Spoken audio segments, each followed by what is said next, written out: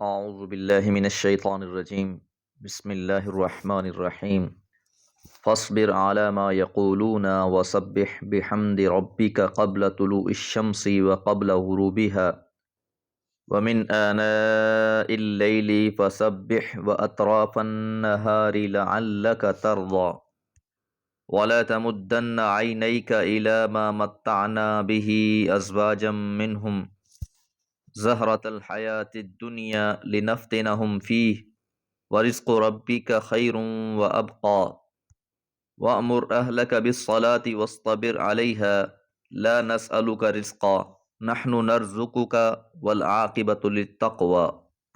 سورہ طٰہٰ آیات 130 سے 132۔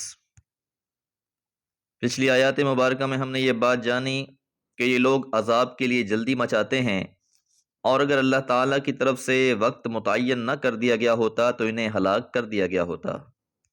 اب ان آیات میں خاص خطاب ہے رسول اللہ صلی اللہ علیہ وسلم سے۔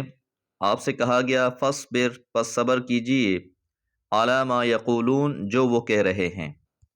ایک طرف تو آپ کی یہ چاہت تھی کہ یہ لوگ جہنم سے بچ جائیں، صراط مستقیم کے راہی بن جائیں، اور دوسری طرف یہ بدبخت لوگ حضور صلی اللہ علیہ وسلم کو ستانے کا کوئی موقع جانے نہ دیتے، اور جب آپ سے یہاں تک کا مطالبہ کیا گیا کہ وہ عذاب لے آئیے جس سے آپ ہمیں ڈراتے ہیں، تو آپ کو ان کی باتوں سے بڑی تکلیف ہوتی کہ جس عذاب کا یہ مطالبہ کر رہے ہیں وہ کوئی مذاق نہیں ہے۔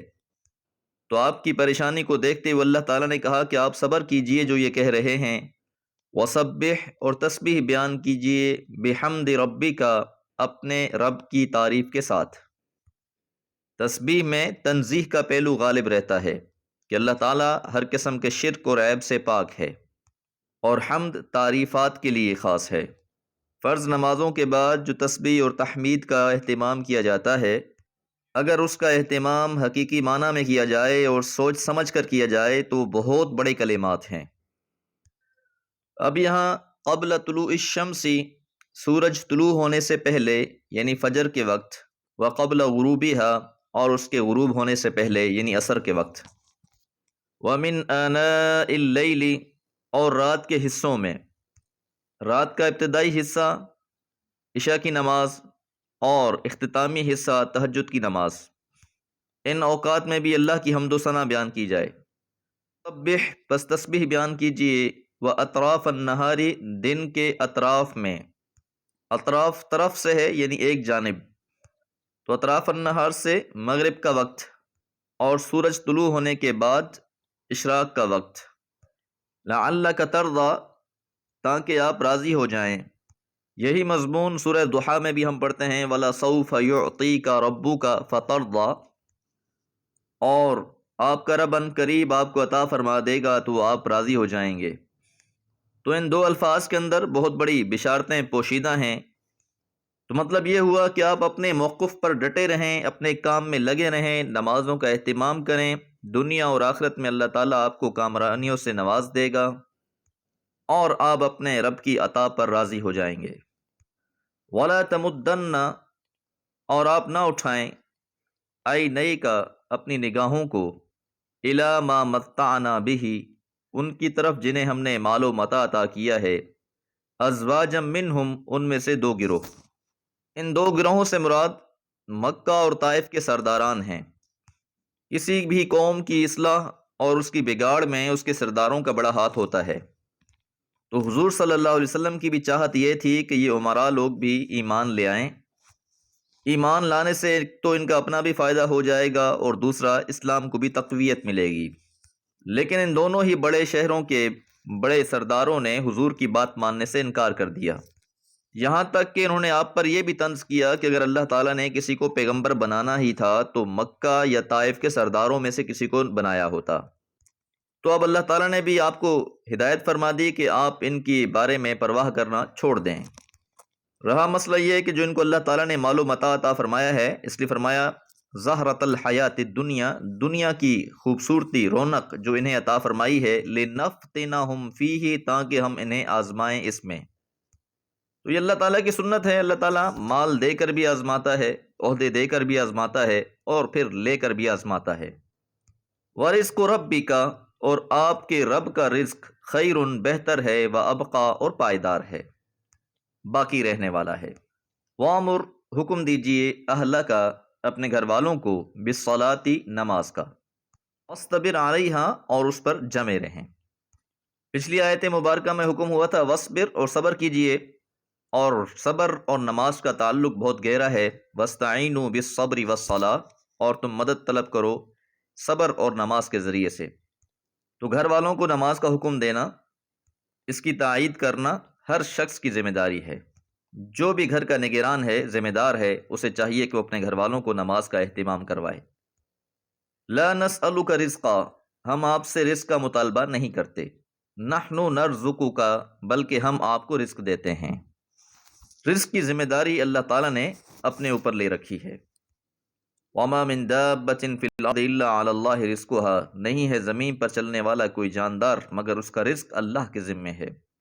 والعاقبۃ، اور آخرت انجام، للتقوی، پرہیزگاروں کے لیے ہے، کہ آخرت کی کامیابی وہ تو نیک لوگوں کے لیے ہی ہے جو تقوی اختیار کرنے والے ہیں۔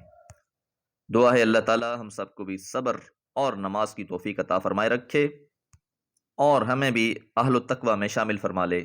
وما علیہ الا البلاغ۔